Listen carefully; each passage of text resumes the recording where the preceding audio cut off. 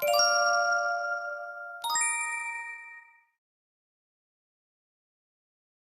teman-teman semuanya, kita berjumpa kembali ke pelajaran Longman TOEFL. Sekarang kita sudah sampai di skill yang ketujuh dari sekitar 60 skill yang ada di buku ini. Nah, di skill 6 kemarin kita telah mempelajari tentang penggunaan konektor apabila ada dua klausa atau lebih yang terdapat dalam sebuah kalimat. Nah, teman-teman sekalian, sebagai informasi tambahan, jadi dari skill 6 hingga 8 itu kita khusus mempelajari mengenai basic konektor. Jadi semua hal dari skill 6, 7, dan 8 itu kita akan menggali lebih dalam lagi mengenai berbagai macam konektor yang bisa digunakan untuk menghubungkan dua klausa. Apabila di skill sebelumnya kita mempelajari tentang coordinate connector, nah di skill kali ini kita akan mempelajari jenis konektor yang lain, tentu saja dengan konteks kalimat yang lain juga. Nah, apakah itu? Mari kita pelajari. Tetapi sebelum kita melanjutkan, alangkah baiknya teman-teman semuanya menekan tombol subscribe dulu dan menyalakan notifikasinya supaya teman-teman bisa mendapatkan video-video terbaru dari saya lebih awal dan lebih cepat seperti itu. Oke, kita langsung saja. Skill selanjutnya yaitu adalah skill ketujuh. Judulnya adalah Use Adverb Time and Cause Connector Correctly. Jadi di sini ada dua unsur ya teman-teman. Ada unsur adverb time dan cause. Jadi dua-duanya adalah konektor ya. Jadi kata konektor ini mencakup pada kalimat adverb time dan cause connector. Seperti itu. Seperti halnya ketika kita bilang high and low price. Nah, jadi kata price ini mencakup kata high dan low. Jadi harga tinggi dan harga rendah seperti itu. Jadi walaupun kata price di sini tidak ada, tapi sudah mencakup yang ada di depannya ini. Begitu pula dengan ini. Jadi baik adverb time dan cause itu dua-duanya adalah konektor. Nah, ini saya bagi dua ya. Adverb time dan cause. Kedua-duanya adalah konektor. Jadi kedua jenis ini bisa digunakan untuk menghubungkan dua clause. Nah, tetapi dua clause yang mana dulu? Nah, makanya mari kita pelajari konteksnya seperti apa. Nah, di sini kan ada dua, masing-masing memiliki fungsi yang berbeda. Jadi kita akan pelajari mulai dari satu persatu dulu ya. Baik, adverb time. Adverb time ini adalah jenis konektor yang digunakan untuk menghubungkan dua klausa yang menunjukkan keterangan waktu ya.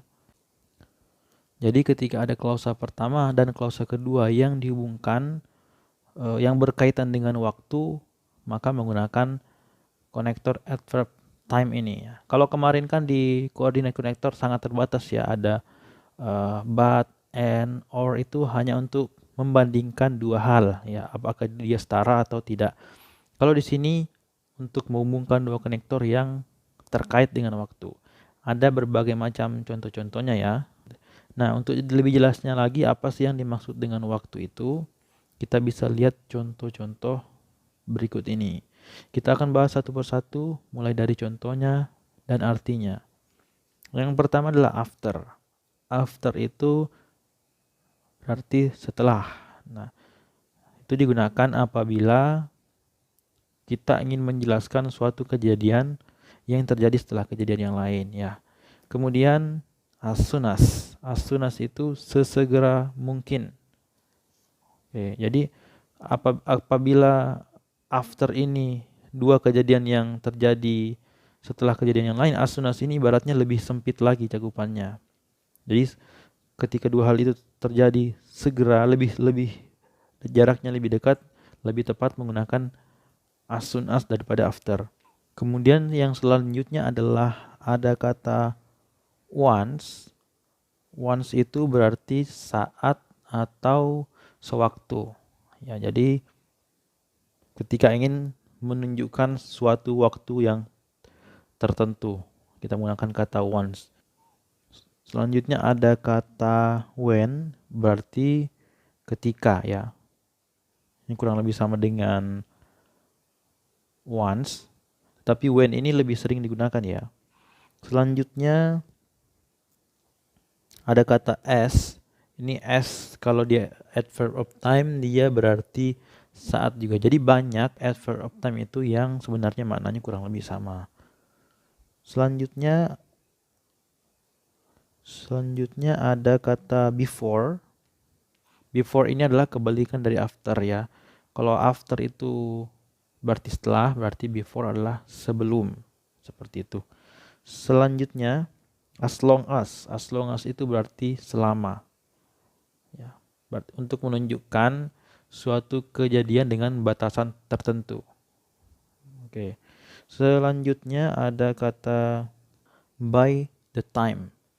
Yaitu untuk menunjukkan bahwa setelah kata by the time ini ada penjelasan waktu tertentu, seperti itu ya.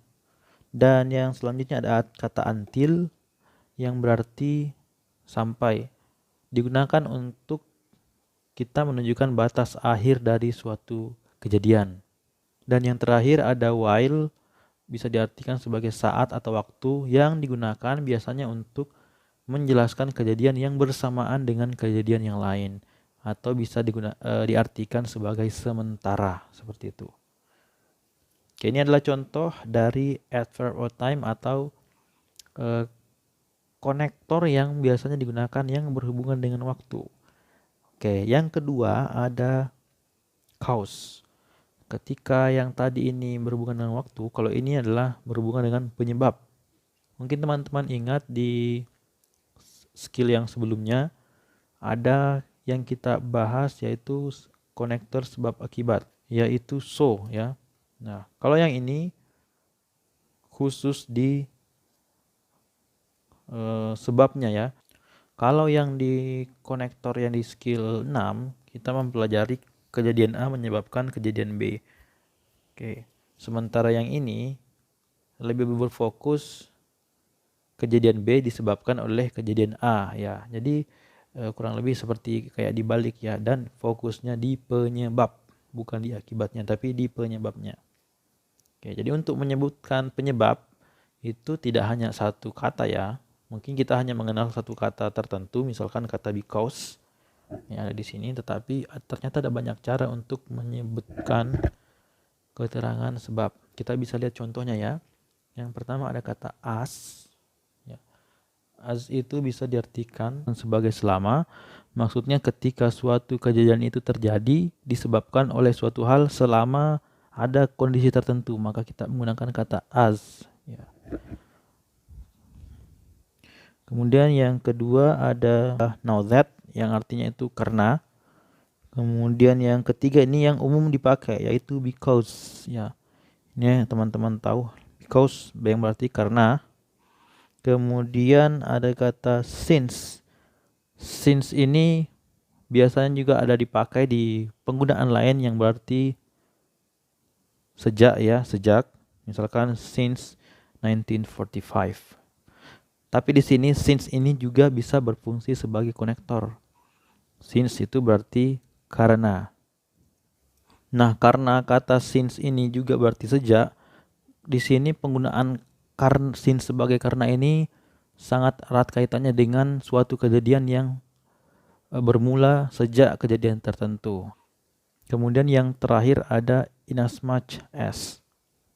Kata ini berarti sebanyak. Jadi kalau kita menyatakan suatu kejadian karena hal yang disebabkan oleh sesuatu yang sebanyak tertentu, maka kita menggunakan kata inasmuch as. Seperti itu. Saya berharap saya bisa memberikan masing-masing satu contohnya, tetapi karena keterbatasan waktu, maka teman-teman bisa mencari contoh-contohnya di sumber-sumber lainnya ya. Oke, kita sudah tahu contoh-contoh dari adverb time connector, kita juga sudah tahu contoh-contoh dari cause connector. Nah, bagaimana sih penerapannya dalam kalimat? Bisa kita lihat di sini. Nah, inilah format yang biasanya terjadi ketika kedua konektor ini digunakan. Ya, formatnya sebenarnya kurang lebih sama ya dengan format yang ada di skill sebelumnya. Jadi inilah format pertama yang umum, jadi ada subjek, kemudian ada verb, kemudian selanjutnya ada konektor, dan setelahnya ada subjek dan verb kembali. Ini adalah clause, konektor, kemudian clause. Ya, seperti itu. Dan satu informasi tambahan, clause yang terletak setelah konektor itu dinamakan sebagai anak kalimat atau dependent clause. Sedangkan yang sebelum konektor itu disebut dengan independent clause atau induk kalimat. Bisa teman-teman lihat juga di contoh yang kedua, ini adalah format yang kedua ketika konektornya ada di depan. Jadi konektor itu tidak hanya di tengah, tapi bisa juga di depan. Konektor, kemudian clause pertama. Nah, ini yang teman-teman perlu perhatikan, apabila konektornya di depan, maka di antara clause satu dengan clause yang lainnya itu diantarai dengan koma. Seperti itu. Setelah koma baru clause selanjutnya. Sama dengan pengertian yang di atas, clause yang setelah konektor itu adalah anak kalimat. Kemudian setelahnya adalah baru induk kalimatnya. Seperti itu. Jadi kalimat ini menjelaskan sebenarnya kalimat yang ini karena ini adalah anak kalimat. Oke, mungkin teman-teman ingin langsung melihat ke contohnya ya, dan akan kita lihat unsur-unsur dari contoh tersebut. Baik, di sini kita bisa lihat ada dua contoh kalimat. Saya membuat dua contoh ini berdasarkan dari buku ya. Dua contoh ini merupakan contoh dari yang ini dan yang ini. Oke, yang pertama, konektor ada di tengah. I don't go to school because it's raining. Kita bedah kalimatnya. I don't go to school. I itu adalah subjeknya. Don't adalah verbnya. Go to school adalah kata bisa disebut sebagai objek ya. Kemudian school ya, ini school adalah objeknya. Kemudian because ini adalah konektornya. Dan kita masuk ke clause yang kedua. It is raining. It adalah subjeknya. Is raining adalah verbnya. Seperti itu. Oke, formatnya sama ya. Kemudian bagaimana sih kalau kalimat ini dirubah ya? Kalimat ini dirubah menjadi bentuk yang kedua. Caranya itu tinggal konektornya itu dipindahkan ke depan. Kan seperti ini konektornya tinggal dibawa ke depan saja. Nah, because ini menjadi depan. Dan clause yang setelah konektor itu ikut di konektornya, setelah konektornya. Jadi karena setelah because ini adalah it's raining, maka dia di kalimat ini juga ikut ya, because it's raining juga. Because it's raining, konektor, kemudian subject dan verbnya. Nah, setelah clause ini, karena dia because-nya ini dipindahkan ke depan, maka harus ada koma di antara clause pertama dan clause kedua ya. Harus ada pembatas antara clause itu ada. Because it's raining, I don't go to school. I-nya adalah subjek, don't go-nya adalah verb, seperti itu. Jadi sederhana ya, tinggal dipindahkan ke depan dan ditambahkan koma. Baik, itulah dia contoh dari penggunaan adverb of time dan cause connector. Dalam hal ini yang kita ambil contoh adalah cause connector, yaitu kata because. Semoga teman-teman bisa memahami dengan contoh yang sederhana ini. Nah, selanjutnya teman-teman, mari kita melihat bagaimana skill 7 ini diterapkan ke dalam soal TOEFL yang sesungguhnya. Mari kita lihat bersama-sama. Titik-titik-titik was late, koma, I missed the appointment. Oke. Pertama-tama kita lihat dulu ada satu clue ya teman-teman. Di sini ada koma. Berarti kalau ada koma itu kemungkinan bentuknya adalah yang kedua ya. Konektor, subject verb, koma, subject verb. Oke, mari kita lihat. Was itu adalah verbnya. Late adalah objeknya. Ini adalah subjeknya, I adalah subjek. Miss adalah verbnya. Oke. The appointment objeknya. Oke, kita lihat bandingkan dengan format ini ya. Oke. Kira-kira apanya yang tidak ada di sini? Yang tidak ada adalah, lihat, subject verb ada, subject verb tidak ada ya, subject verb tidak lengkap. Oke, verbnya ada tetapi subjeknya tidak ada. Dan ternyata konektornya juga tidak ada. Jadi yang kita cari di sini adalah harus menemukan konektor dan subjek. Oke, jadi kita catat ya, yang kita cari adalah konektor dan subjek. Sehingga kita bisa punya pedoman untuk pertama-tama mengeliminasi dulu ya, mengeliminasi pilihan-pilihan. Setelah mengeliminasi baru kita bisa masuk yang tahap kedua, yaitu menganalisa. Seperti itu. Kalau eliminasinya ternyata menghasilkan pilihan 2 atau 3. Oke, langsung saja. Pilihan pertama hanya menyediakan I atau subjek saja, berarti salah. Pilihan kedua because adalah konektor, juga salah karena kita mencari konektor dan subjek. Kemudian pilihan ketiga the train itu adalah objek ya, adalah benda, makanya salah juga. Nah, yang terakhir ada since, yaitu konektor. Since itu termasuk di adverb time ya. Kemudian he adalah subjek.